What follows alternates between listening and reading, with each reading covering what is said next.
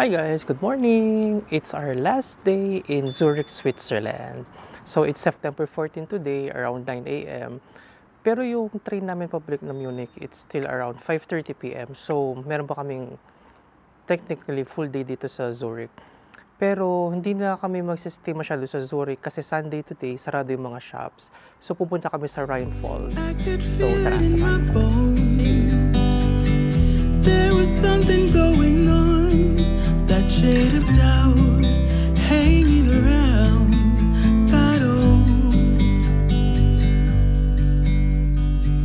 'Cause darling, there is nothing right when all you seem to do is lie. Those days are gone. So nasa ano na kami guys? Central Station ng Zurich. So, before kami pumunta ng Neuhausen dun sa Rhine Falls, iwan muna namin yung ano namin, mga backpack dun sa luggage storage. Tapos bili lang kami ng breakfast. So, tara, let's go! So, kahit Sunday guys, medyo busy dito. By the way, no, since Sunday today, naka-close yung mga shops sa labas. Central Station sa Hauptbahnhof, naka-open sila. So, dito pwede kayong mabili kahit sarado sa labas. Ito guys, yung mga storage. Ayan o. Pero walang ito guys, kapag ano, yan, sa mga malalaking maleta. Yan. Pero kami, naka-backpack lang kami. Ito. Malaki siya sa loob. So, sara mo siya, tapos kailangan mag-read, then pumunta ka dito. Bayaran mo siya. Ito yung mga mode of payments na pwede guys. Automatic. Tapos kukunin niyo yung paper. Tapos ang suggest picturean mo siya para mas madali nyo siyang mahanap late. Ayan, diretso sara. Ito yung guys, yung kung saan yung section, tapos ito yung mismong locker. Kasi marami yan. 4, dito kami sa 5. Tapos marami yan. Morning! We're here in Co-op. Of course, para kumuha ng breakfast. So, dito meron tayong mga breads. For a reasonable price. Imagine to, 110 ang laki. Mas malaki siya. 1. Diba? Mas laki na. Pagkano yan? 2380. 2380. Pero maliliit yun sa loob. 750 grams, diba? Pasalubong, balik-balik. Gusto mo ng hotdog, 450. Medyo mahal, no? 450. 450. Nakabili na kami sa Co-op guys. Nakita namin yung coffee machine na dun sa may cashier. So, ayun siya. Nakabili kami. So, ako I got chocolate croissant. Si Essie na gano'n siya. Pistachio croissant. So, success! Good morning! So now, bili na kami ng ticket for Rhine Falls papuntang Neuhausen. Kumuha tayo ulit ng pistachio croissant. Masarap siya, surprisingly, from yesterday. Pero yung unang kagat kahapon, kasi parang normal na croissant. Tapos nung na-reach mo yung cream niya, yun. Masarap. Sarap ng pistachio pa yun. Kain.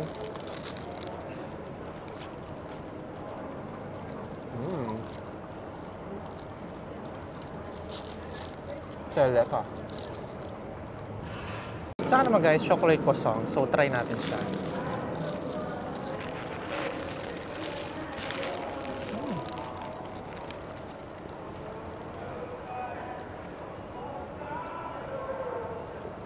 Wala pa yung chocolate. Di ba? Ganun talaga, nasa gitna siya. Ang sarap. Parang siyang hazelnut, parang Nutella. Pero iba yung lasa. Pero baka hazelnut chocolate yung ginamit.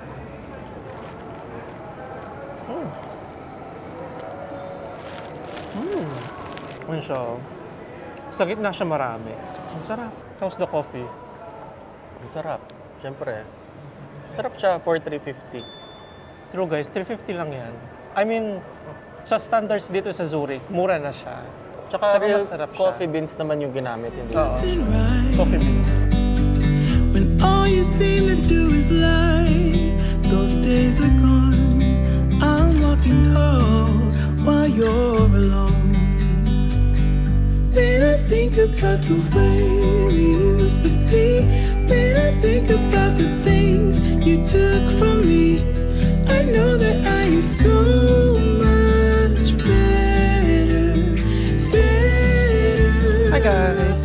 tayo sa Rheinfall. So from Zurich Hauptbahnhof, 50 minutes using the S9 train. Diretso na yon, dito na tayo sa Rheinfall. Medyo malamig. Ilang degrees? 13 degrees. Tapos cloudy. Actually, from the train, makikita mo na yung Rheinfalls, no? Pero meron kang dalawang options para makababa. Merong elevator or meron dito magra-ramp ka pababa. Doon sa elevator, ang daming tao, haba ng pila. So, dito na lang kami sa kabilang way. So, mas mabilis pa siya. 5-minute walk. Ay, ayan na siya. Ang laki ng falls, guys. Ay, OA. Oh my God. Wait lang. Pakita ko sa inyo. Ang laki. Dito tayo. Ayan na siya, guys. Ewan ko kung naririnig nyo kami, pero ang lakas kasi ng agos ng tubig. Pero ang laki niya, oh. Tapos sa'yo, meron mga bato-bato there. Tapos dito sa baba, meron ding maliit. Tara, punta tayo doon.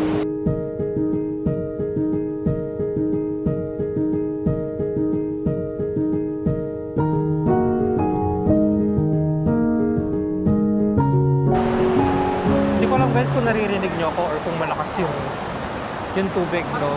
Pero ayan siya, ang ganda, ang laki. Tapos doon, pwede kayo mag-boat. Tapos dadaan sila doon sa falls, doon sa ilalim. So mababasa ka ng konti. Tapos yan, may mga iba't ibang viewing decks. Meron dito ako nasan kami. Tapos meron doon sa may, ayun o, doon sa baba. Tapos doon sa may kabilang side, doon sa taas meron. Ewan ko kung nakikita niyo, pero yun o, meron siyang flag. Nandun siya banda. Tapos yung cruise, doon naman siya sa ilalim. Doon siya banda. Tapos doon, parang merong promenade. Pwede mag-walk-walk lang. Nice. Ganda. Oh. By the way guys, meron din parang tour dito, no? Pero kami nag-DIY na lang kasi mas mura siya. Babayaran mo lang yung train. Yeah. Kaya nag-DIY na lang kami. So kaya medyo marami ring tao kasi Sunday today, nakasara yung mga shop. So nandito sila. Nandito din yung mga tour groups. Ayan siya guys. Laki niya. Ganda. So from dun sa taas guys, ayan, merong hagdanan pababa hanggang dun sa may promenade. So, yan. May daan din dito yata sa kabila. Ito oh. Punta dun. So kaya siya papunta. Check natin. Ito sa right, papunta siya dun sa promenade. Ito yung mga nakapunta dun sa bato, dun sa taas. Okay. Hanggang dito lang siya. Dun sa may bandang taas guys, medyo masikip, maraming tao, medyo mahirap kumuha ng shots. So dito sa baba, I guess mas okay siya. Ayan yung fall. So tsaka medyo cloudy. Mahirap yung magulo yung weather. Cloudy, tapos biglang sunny. Nakikita yung boat, guys. Doon para makakapunta yung mga yung mga tao doon sa may bato kasi nagtataka kami kanina, ayun yung bato. Tapos ito yung boat. Ayan yung boat. Yan, no. Nagtataka kami paano sila nakakapunta. So yung boat pala pupunta siya diyan. Sa akyat sila doon sa taas. Ganun pala yun. Ayun yung mga nagra-ride ng boat, guys. Ayan, 15 minutes. Iikot lang sila. Doon sila nagsa-start. Tapos yan, pumunta sila dito. Tapos punta sila doon. Hindi ko lang alam kung lahat umaakyat doon sa bato. Pero yan, iikot sila. Marami ring boats. Parang 4 na yung nakita ko or 5. Tapos yan, nag-iikutan lang sila dyan. Ayan o. Tapos yun, punta sila doon sa pinakaharap. So dito guys, parang may mga kainan naman. So kung nagutom kayo, yan, pwede kayo kumain dyan or bumili. I suggest na before kayo pumunta dito, kumain na kayo, tsaka coffee na kayo para mas marami kasing options before kayo makarating dito. So, yun. Ang ganda ng falls. Ang ganda. Hindi ko lang siya makuha ng maayos kasi against the light siya, nag-overexpose. Pero pag titignan mo siya, ang ganda niya, yung batong nasa gitna, tapos nahati yung falls doon. Tapos hindi lang siya isang diretsyong ganon. Ang ganda. May mga din dito guys, mga benches, upuan. So, pwede kayo mag-rest dyan kung napagod na kayo maglakad-lakad. Tapos dito, sa harap niya, parang dito na yata yung start or dito na magpa-purchase ng ticket para doon sa mga boats. So, kung gusto yung sumakay. Eto guys, merong dito, lockers, oh. Ito, pakita ko. Hindi ko lang sure kung gumagana siya, pero baka. May mga hindi gumagana. So, nandito na kami sa may babang part. Kanina, nandun kami sa may taas, banda doon sa kabilang side. Ngayon, nakababa na kami dito. Mabilis lang naman siyang lakarin. Kung ano, kahit siguro mga 10 minutes, nagawa namin siya. Or 15 minutes kasi nag-picture-picture pa kami. Pero yeah, marami rin pumupunta dito. Dito sila kumukuha ng shots. Kasi dito sa baba, mas makikita mo siya, ayan, o, ng buo. Doon sa taas kasi, hindi mo siya makita. Pero pag nandito ka lang sa baba, ayan, kitang-kita mo siya ng buo. So, yan siya. Ang ganda. No, tour groups doon yung baba nila guys. So, nakapark yung bus nila sa taas. Kaya pala hindi namin sila nakita kanina kasi yung train station doon siya sa kabila. So, basically yun na yung ano guys, yung falls, no. So, dito sa promenade kung nasan kami, doon mo siya makikita ng buo. Tapos pwede ka mag-boat ride. Nakita namin merong 15 minutes, 30 minutes, tapos merong audio guide. Tapos nilalagay kayo doon sa mga bato. Tapos pwede kayo umakyat doon. Tapos merong castle dun sa taas, meron din siyang elevator, pero I guess separate bayad siya, no? Tapos yun, may mga kainan, may CR din. So waiting na lang kami ng train namin. So maaga na lang kami babalik ng Zurich kasi we decided na hindi na kami mag-boat. So from here to Zurich, again, 15 minutes lang din siya, one stop lang siya. Or direct, direct yung train ride from Rheinfall to Zurich. Yun nga lang, since Sunday today, every hour yung train. So, maghintay na lang kami. Pero yun, nakaka-relax din siya. Actually, maraming tao, pero yung sound ng rumaragas ng tubig, di ba, nakaka-relax. I think pag sasakay ka ng boat, medyo mababasa ka ng konti kasi lumalapit sila kung saan bumabagsak yung When I tubig. think about the way we used to be, when I think about the things you took from me, I know that I am so much better, better. When I look at what I've done now that we're Hi guys! We're back in Zurich! So, bumili lang kami ng pagkain namin. So, from the Hauptbahnhof, actually, babalik kami dun sa lake, dun sa pinuntahan namin dun sa first video, no, yung Zurich Lake. So, from the Hauptbahnhof, sakay kayo ng tram number 13. Number 13 in the direction of Laubeg. Tapos baba kayo ng Stockerstrasse, 7 minutes lang siya. Tapos, diretsong lakad lang na dun na kayo sa lake. So, yeah. So, nag-decide kami na dito sa lake pupunta kasi mas payapa, mas konting tao. Doon kasi sa kabila medyo marami. So, kain lang kami.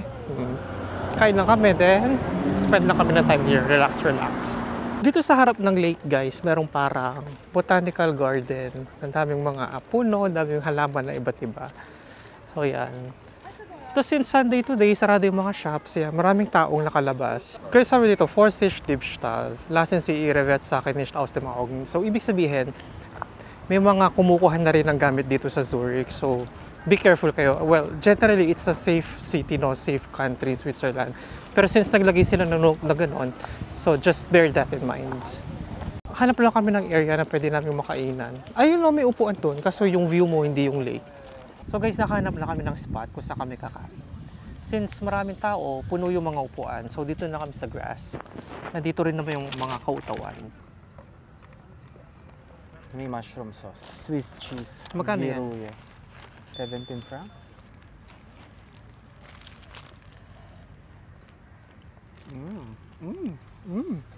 Ang sarap. Mushroom sauce. Ay? Yung sa'yo burger lang, 17 francs. Yung sa akin guys, maliit na burger, half liter na soft drinks, tsaka onion rings, 9.9 francs. Okay na rin. Crispy chicken pala in order ko. Crispy chicken barbecue.